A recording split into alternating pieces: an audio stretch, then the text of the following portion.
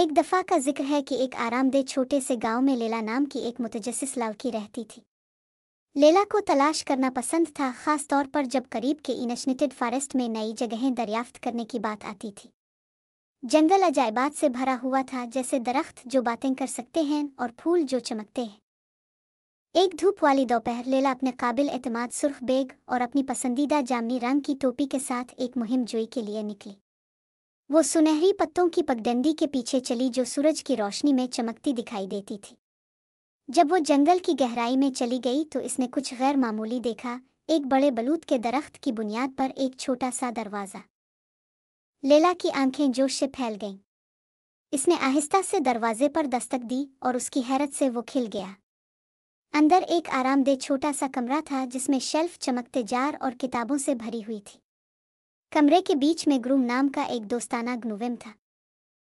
Hello وہاں، groom نے خوشگوار لہر کے ساتھ کہا۔ میں گروم ہوں، جادوئی ترکیبوں کا محافظ۔ مجھے ایک خاص دوائی کے اجزاء تلاش کرنے میں مدد کی ضرورت ہے۔ لیلا کی آنکھیں تجسس سے چمک اٹھیں۔ کیسی دوائیاں؟ اس نے پوچھا۔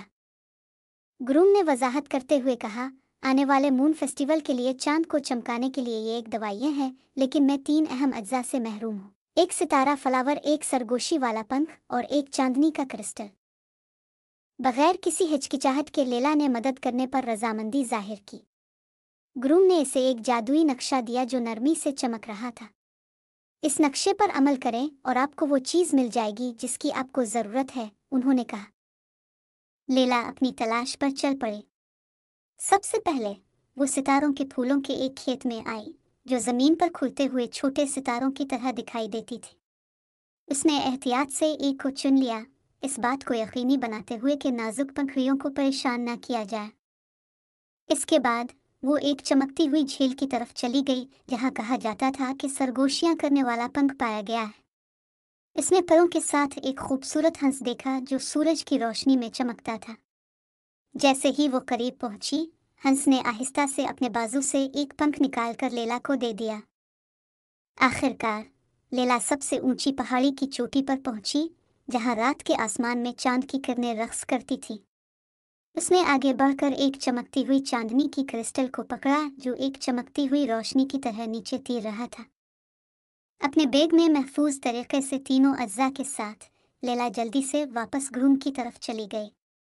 اس نے اجزاء کو ایک بڑے بلبلے ہوئے دیگچی میں ملایا اور دوائیاں چاندی کے شاندار مائع میں تبدیل ہو گئی۔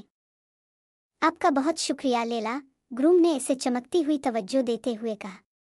یہ آپ کو محفوظ رکھے گا اور آپ کو اپنی مہم جوئی میں اچھی قسمت دے گا۔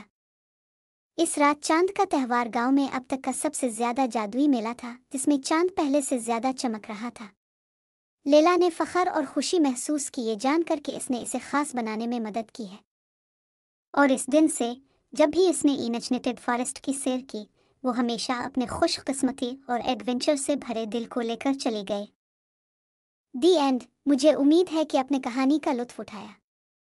اگر آپ کوئی اور چاہتے ہیں تو مجھے بتائیں۔